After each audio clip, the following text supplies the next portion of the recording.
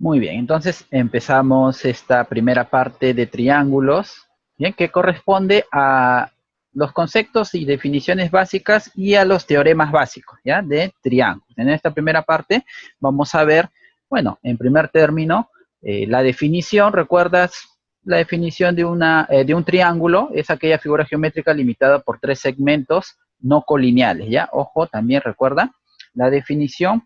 Y los elementos que vamos a tener o podemos encontrar en un triángulo son los que conocemos, pues, ¿no? Tenemos a los vértices, ¿bien? Tenemos a los vértices ABC, en este caso, en esta figura, ABC van a ser los vértices. Tenemos también lo que es los lados del triángulo, sería el segmento AB, justamente, el segmento AB, el segmento BC y el segmento AC, ¿correcto? Los ángulos internos, recuerda, son aquellos que se encuentran en la región interior. Así como vimos la clase anterior vimos en rectas paralelas que al tener dos rectas paralelas se generaba una región interior y una región exterior. Aquí en triángulos también, ¿no? La parte que está encerrada, digamos, ¿no? Que está delimitada por los tres segmentos, ¿no? Esta zona, evidentemente va a ser la zona interior del triángulo y bueno, pues lo que está afuera será la región exterior, ¿correcto? Entonces, de esa manera nosotros podemos identificar ángulos internos, aquellos que se encuentran dentro de la región interior, ¿correcto? Que en este caso serían alfa, beta y teta. Bien, ángulos externos, ¿ya? Ojo, tenemos aquí ángulos externos, serían el ángulo X, el ángulo cuya medida es y el ángulo Z. Bien, entonces, bueno, un triángulo posee tres ángulos internos y, bueno, tres ángulos externos, ¿correcto?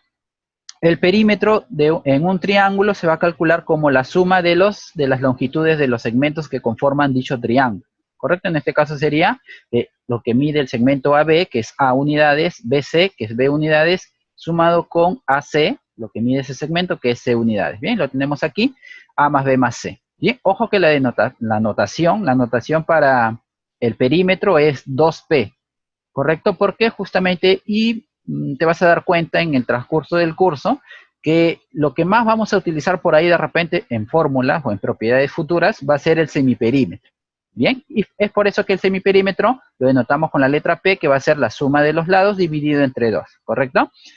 Y bueno, regresemos entonces a la parte de cómo denotar o cuál es la notación de un triángulo. Tú sabes que, bueno, podemos hacer la gráfica, ¿ya? Podemos hacer la gráfica de un pequeño triángulo e ir indicando cuáles son los vértices que componen a ese triángulo, ¿ya? Puede ser el triángulo ABC.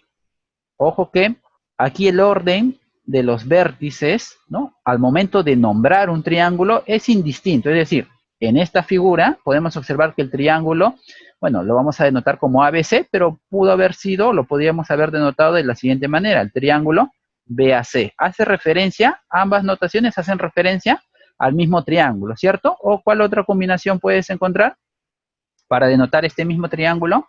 Tienes el triángulo ABC, BAC, BCA, etcétera. A lo que vamos a hacer referencia, a lo que vamos a recalcar aquí, BCA, por ejemplo, el triángulo, y bueno, todas las posibles combinaciones que existieran entre estos tres vértices, pero que, ojo, eso sí, nos demos cuenta, hace referencia al mismo triángulo, ¿bien? Entonces tenemos esta primera parte. Recuerda, es importante los vértices en letras mayúsculas porque son puntos, ¿correcto? Los lados. Y nosotros más vamos a trabajar con las cantidades y con las medidas, ¿no? Vale decir, lo que mide la longitud A en minúscula, lo que mide la longitud B en minúscula y lo que mide la longitud C en minúscula. Lo mismo ocurre con los ángulos internos, ¿ya? Aquí hemos denotado alfa porque es la medida de qué ángulo. A ver, fíjate bien y observa porque nosotros ya sabemos cuál es la notación de un ángulo. Un ángulo se denota de esta manera, ¿no? Alfa, ¿qué ángulo es? El ángulo, bueno, por nombrarlo nada más, ¿no? Por hacer su nominación, su notación, sería el ángulo BAC, ¿correcto? Efectivamente, BAC.